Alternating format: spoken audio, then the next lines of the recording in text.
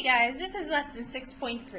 You've now spent quite a bit of time learning about perimeters of circles and as well as composite shapes, but now we're moving on to areas of circles. So let's get started.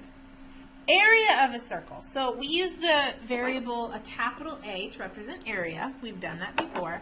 The area A of a circle is the product, so remember product means multiply, of pi and the square of the radius. So that's the formula in words. What's the formula? The formula is A equals pi r squared.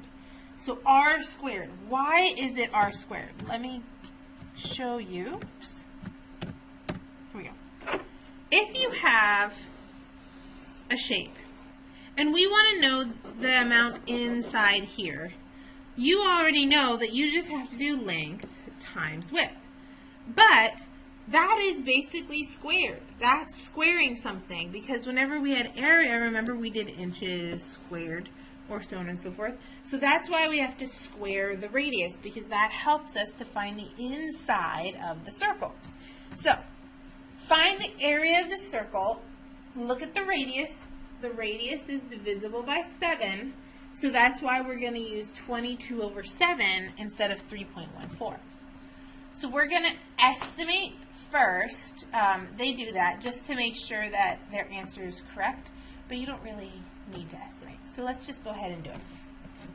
The area equals pi r squared. That's our formula that you have to remember. I will be expecting next year you remember this formula. So our pi is 22 over 7. We're going to do our radius squared. Our radius is 7. 7 squared, I don't know if you remember this, 7 squared is not 7 times 2. It's 7 times itself twice. So 7 times 7 is 49. Okay, so then now you can simplify and cross off 1 7 here and get 1. And cross out the 49, and there's 7 7s in there. So now it's just 7 times 22, which is 154. So the area is about, because we use pi, we have to say about 154 square centimeters. Keep in mind that you can also say centimeters squared. You don't have to write out the word square centimeters. You can write the abbreviation with the squared exponent. Okay? So then they show you that if you were to estimate, you'll see that your answer is accurate or reasonable. So the next example here is we're going to find the area of the circle.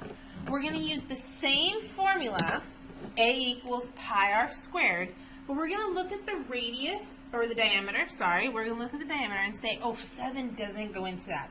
So that's why we're going to use 3.14. Now, we're also going to have to figure out the radius, because the radius is half of the diameter. So we have to take the diameter, and divide by 2 and get 13 for our radius. You cannot put the diameter in the formula. This is not like the perimeter. R2 does not equal diameter because you're not timesing by 2, you're timesing by that number twice. So you take 3.14 for pi and then you square the 13. When you square the 13, it is not 26.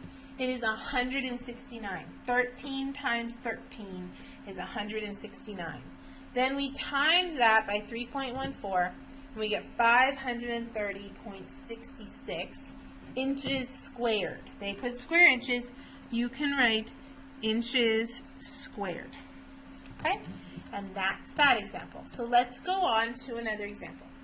You want to find the distance the monster truck travels when the tires make one 360-degree rotation, which best describes this distance. So what this means, when you're taking a 360-degree rotation, all it's basically asking for is if you have something there, they want to know if you were to roll so that this dot goes up and then ends up back on the ground. So that's one rotation of the tires. Which best describes the distance? Would it be the radius of the tire, the circumference of the tire, the diameter of the tire, or the area of the tire? So this is a test of your vocabulary.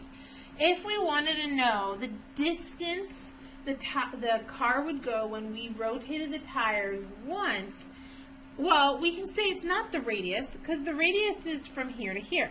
That's our radius, so we don't want that. The diameter is through the tire. So again, that's not going to help us. So then the question is it the circumference or the area? Think about it. Area is all this space right in there. So we really want the circumference. We want the circumference of the tire to tell us. So the book explains it this way. The distance the truck travels after one rotation is the same as the distance around the tire. So the circumference of the tire best describes the distance of one rotation. So it's around, the perimeter, the circumference. That's our best representation of one turn of the tire. Okay, next example. Find the area of the semicircle orchestra pit. All right, this is very similar to this semicircle we did when we were trying to find perimeter, except now we're doing area. The area of the orchestra pit is half of the area of the whole circle if it was one big circle, and the diameter is 30 feet. So all we have to do is find the radius, 30 divided by 2 is 15, and plug it into our formula. Keep in mind that right here, that's the formula for area. But remember, it's half of a circle. So since it's half of a circle, we need half of the area, which is why you divide by 2. So 3.14 is what we're going to use for pi because 30 is not divisible. Sorry, 15 is not divisible by 7. Then we're going to do 15 squared, which is 225. Times that by pi and divide by 2, you get 353.25. That's the area. 353.25 feet square, because area always has a square on the unit. Okay? And that's the end of this lesson. Area of circle. I hope you understand. Go ahead and try it yourself. Do your classwork.